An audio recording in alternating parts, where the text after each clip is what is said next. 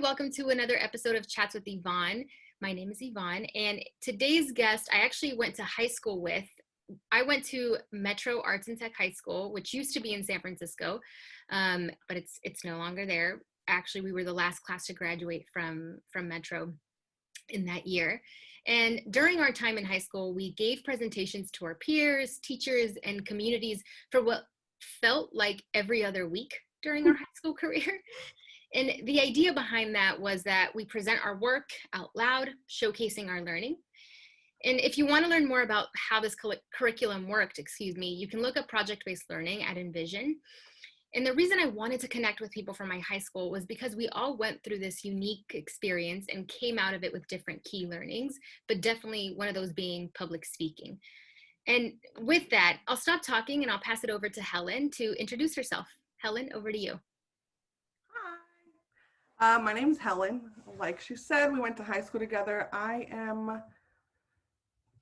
don't know, it's so hard to talk about myself, but I went to school the traditional way, and I graduated, and I'm working in the nonprofit sector with the homeless community and the vulnerable population, and now I am, kind of focusing and trying to figure out in the kind of what category of nonprofit do I want to stick with, because it's so huge. But yeah, I'm working full time and trying to figure out also what career path I want to go. It's difficult to choose in this big world of opportunities, but definitely the nonprofit sector has always been a home to me. I think the biggest thing for me is coming from a family of, my parents immigrating. My heart always not settled, that's the wrong word, kind of always held on to giving back to the community, because my parents, looked for resources and depended on those resources. So that's the one thing that has always held on to me so close to my heart, giving back to the community that once gave my parents and served my parents. And now that I'm giving back, there's a level of heartwarming to be able to give back. And I think that's one thing that if I can, through like project-based learning and all that stuff, like that's the thing that I hung on the most. And I learned that, we presented pretty much literally every week, but that's the one thing that I learned about myself. It's definitely speaking also for myself, but for others who need it, just because our voices sometimes can go unheard, and the underserviced people are the ones that need it the most. And if I can be a voice for them, that's where my heart lies, and that's where my career kind of, I want my path to go. But yeah. I love that you say sort of this connection that you have with the work that you do through having found your own voice, right? This project-based learning and public speaking every other week in high school. I feel like we're going to say that so many times because it's totally true.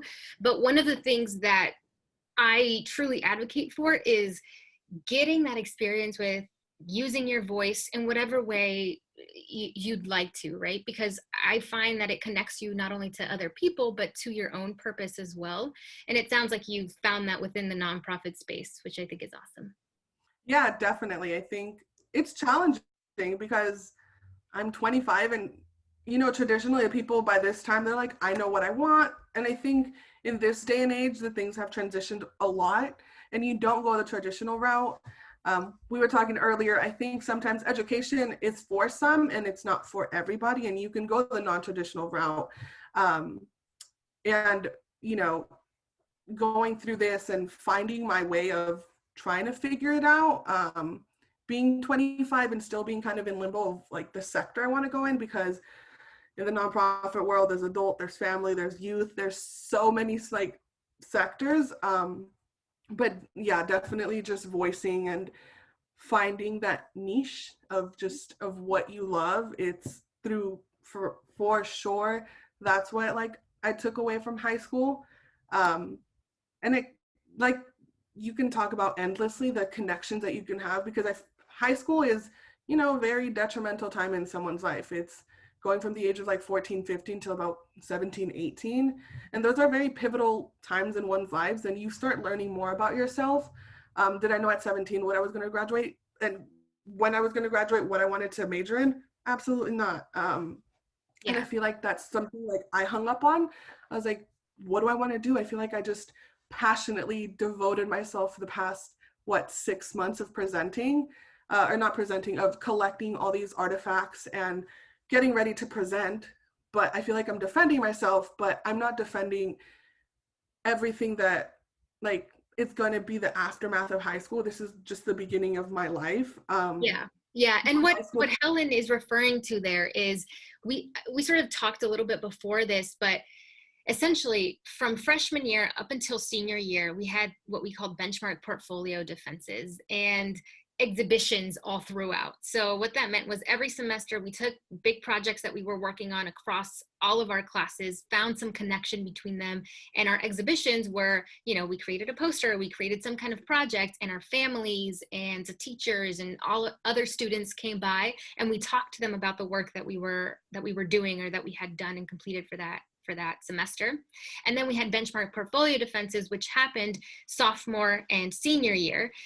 And they were essentially what you needed, your big project, to pass on to the next grade, right? And so it was this big deal for everybody. And what she's referencing to when she's talking about defending our work is just that, is that we would quite literally stand in front of people and say, hey, I've acquired this skill, and this skill.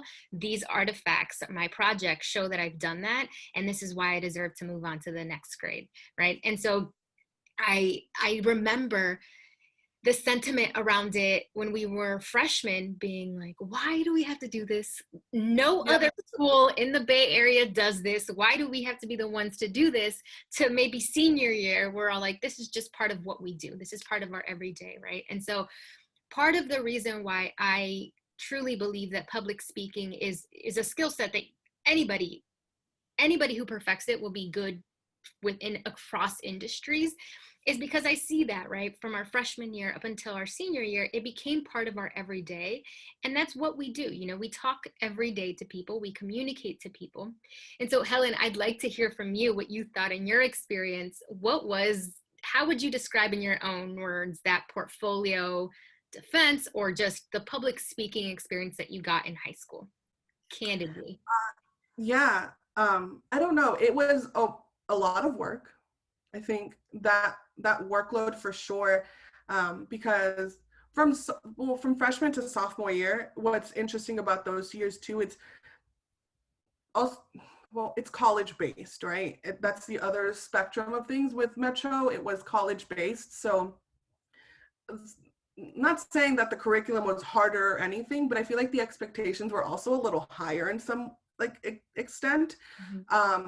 Coming from a middle school that was about 1,000 kids, 6th, 7th, and 8th, to go into a high school that was like 200 when we started. Yeah, our class was like what, 15 people? So, and I want to bring that up because it's also important to differentiate the different experience between learning from a class that is a ratio of 43-1 to basically 20-1. It's a huge difference of learning. And from freshman year to sophomore year, I feel for me it was a very much adjustment. I didn't present in middle school. I'm a shy person. I might not seem shy, but I'm very to myself. But when I get to talk about what I'm passionate about or my experiences with learning or my experiences with life and just in general, I become very passionate about it because it's things I've experienced. And if it can help 1, 2, 3, or 1,000 people, then hey, I'm here for it. But definitely benchmark was a little more detrimental for me just because it was the first time you're defending your work in front of teachers, your friends, just in general, just students, and just presenting that workload can be also intimidating. Mm-hmm. I remember I proudly say I didn't pass the first time in my sophomore year. And it was definitely one, eye contact. I feel like in high school, it's you don't want to awkwardly stare at people like, hi, you don't want to do that. But that transition, you see it. I mean, I suck at public speaking. I think for me, it's not I'm not excellent at it. You're still learning. And I still, to this day, public speaking can be in a Zoom call with 20 plus people and you're explaining something. So Yeah, it's just well, I'll interrupt you and I'll say that you don't suck at public speaking.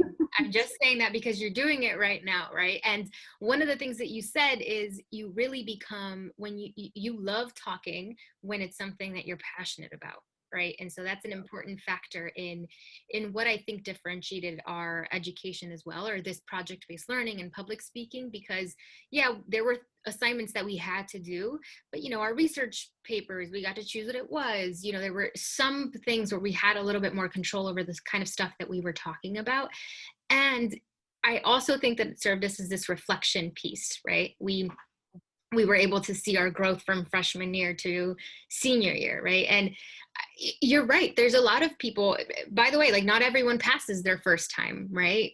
And by pass, this means it's literally you with a screen and a board of teachers and your peers that are grading you, and there's an audience on top of that too. So it can be very intimidating when you're doing it for the first time, and so but the awesome thing about it is that because let's say, Helen, in your case, you didn't pass the first time, it was like, okay, great, now I know what to do, I know how to go about it so that I do pass. And it's not, I mean, at first it definitely could be this defeating thing, a but big comes to the gut. You're yeah, like, you're like, yeah, no, totally. But then afterwards, once you get through it on the tail end of things, it's like, I did it, I did that, and I completed it. yeah, it's an ongoing learning thing, but to quickly just the transitions between, when you learn and what you take away. Yeah. Yeah, senior year, it's like I was still nervous, but I went in there more, proud and I'm just like, all right, I'm here, I'm ready to graduate, and this is why, and let me reflection. That is one thing that I was talking to Abby. She was our high school teacher and advisor in high school. Yeah. Yes, the best. Major shout out to her because she developed me into who I am now. She helped me. I was talking to her when I first got my job at where I'm at now, and there was this one thing she mentioned, and it's so true. What I learned from high school, and I run it to this day.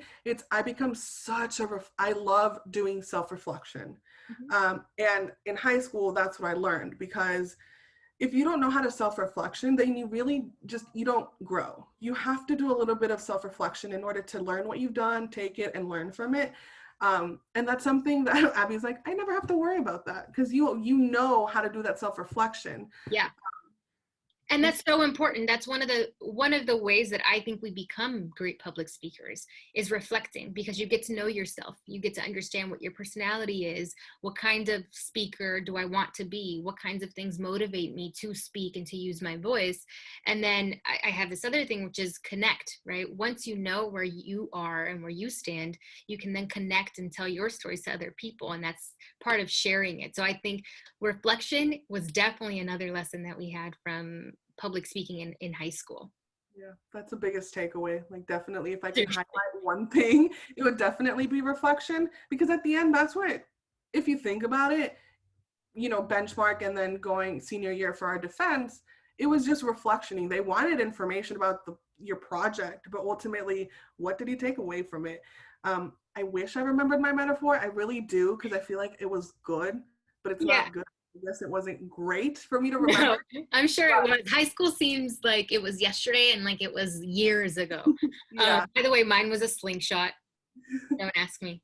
But I'm literally trying to remember, but I just can't. But I just know that, for us, you have to connect it back to that, any reflection within that. So I always say, I think the most that I've taken away from high school is definitely just reflectioning. And all through college, being a sociologist, you have to do a lot of, you're looking into different societies and you're studying different societies and looking at deviance and you're looking at so much. And ultimately you have to reflect on the difference between what was then and now. So I feel like just reflectioning in general, it's such a life purpose, and it serves to so many people. That's the main takeaway for me in high school. yeah, no, totally. And if there's anything that we can take away from this conversation, right, it's to become better advocates for the things that we're passionate about. We have to do some internal reflecting and reflecting on the world around us and all of this stuff, because that will make us that much better at advocating for whatever it is that we're passionate about. So I actually love that you brought that up. And my next question is sort of about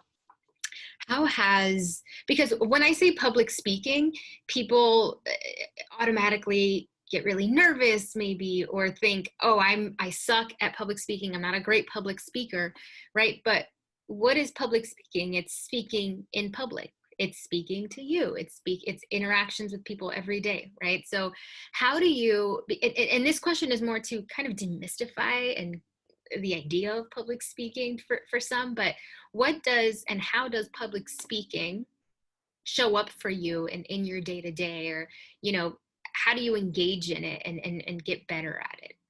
Yeah. I was just watching also your your the last thing you posted about filler words. Yeah. I was about to say it You're again. Good. But definitely, I think where public speaking comes into play a lot for me, it's in the line of work that I do. I work with the homeless in San Francisco and just the vulnerable population. What's complicated about public speaking for me in this realm of work is the fact that I work under an agency, and that agency works under the Department of Homelessness and Supportive Housing. So it's very complicated when you want to fight for someone. And ultimately for me, I wish I can house everybody that comes through the door that I speak to. So public speaking for me is talking to a client on a day-to-day basis, and, conveying the message that they need to hear. Because I feel like with public speaking, there's sometimes always a message and something you want to convey. And it becomes a bigger picture, but it also can be, you can, zoom in and it can focus on one thing. And it's a day-to-day for me. I am lucky and fortunate enough to also work within the agency that I work with the finance department, and being able to supplement, people with their moving costs of deposit and rent, the first month's rent. So I can advocate a little, so I have a little bit of a wiggle room, like, okay, this person, but it's definitely difficult to explain the line of work to everybody, because they're not going to understand it. They don't know how big this system is and how the system isn't as supportive as we want it to be. So conveying that, definitely public speaking on a day-to-day basis. I literally did it right before before we started talking. I was in a meeting with 25 people trying to explain to them what the fund that I work with does. And just explaining that to 20 plus people comes with a lot of questions and concerns and confusion. And you want to dilute that by making sure that you hit each point. So with public speaking, also just making sure that you're conveying the message that you want to, because you can easily get confused and it can get lost in translation. Because I know even right now I can get lost in translation because my brain is going 1,000 miles and I want to say this, but it still gets lost because there's so much you want to say, but you also forget, because from point A to point B, you can go through literally everything else but B. No, totally, 100%. And I think that kind of thing happens even more when we're really passionate about something. Because in my mind, sometimes I'll get asked a question and I'll take it in very different directions because there's just so many things that I'm passionate about within that one question. So I totally understand what you're saying there. And what you mentioned too is you have interactions with different people, right? And different people understand and gravitate towards a different kind of language, you could say. But I think it's incredibly important that as you are having these conversations with people that literally involves funding for underserved communities, that you are using public speaking or using your voice to advocate in this way. I think that's, if anything, we can all do that in our day-to-day and try to perfect how we communicate with others, so then we can go out into the world and do badass things. Exactly. Yeah, definitely. I love how you said that. Thank you. And with that, I know we could probably talk for days and days and days. And, Helen, you have a really interesting story too. And one, today we're talking about public speaking in particular, but there's so many things that you do that you have experienced. And because today is only about public speaking, I'd love to open the floor up to you to see if there's anything else that you'd like to leave our audience with, all 5,000, 6,000, 10,000 of our audience members today. If there's anything, and it doesn't have to do with public speaking, it can do with anything else. If there's anything that you'd like to leave our audience with today, what would that be? Damn. Or it could just be like, peace. No, definitely. I think that if there's one thing I will say, it's like reconnecting with you has been it's been dope in a very, in a very good, like just dope. Yeah. Just connecting with people who you haven't connected with in so long.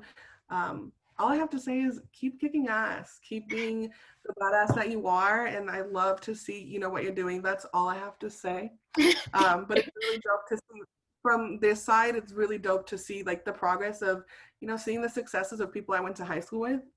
Yeah, no, thank you. And that's so important that you say that, right? Is let's reconnect with people that maybe we lost touch with, because it's just always so awesome to see we were all experiencing something together at some point, and we all had shitty days, and we all had these experiences in high school or wherever it was, and we may have not connected for a while, but now we're in this place where, hey, let's talk back on what that experience was like for us. Let's reflect, let's connect again, and that makes us that much more powerful as a unit to be able to do the things and impact the world in a really positive way. So thank you for saying that. No, yeah, thank you for also holding space for so many, different things. Your page has so many different, variables, and it comes to it connects to one thing, but it also, not everybody has that. And I feel lucky also to have someone like you, because you can learn a lot. Public speaking, I think I suck at it, but you say otherwise. I still say, because I will not lie, my hands are clammy. But no, definitely learning, learning different things. And I really glad that you hold a space for so many different people, and not just the focus on one thing, but it can be different things to roll into public speaking. So, holding space like that is also amazing. So thank you for that too. No, yeah. Well, thank you for being here on Chats with Yvonne. I hope this conversation was useful to everybody. And if anything, we learned, hey, let's reflect, let's continue to connect with each other, and let's share our passions with the world. So thank you so much, Helen, for being on Chats with Yvonne. Yeah, thank you.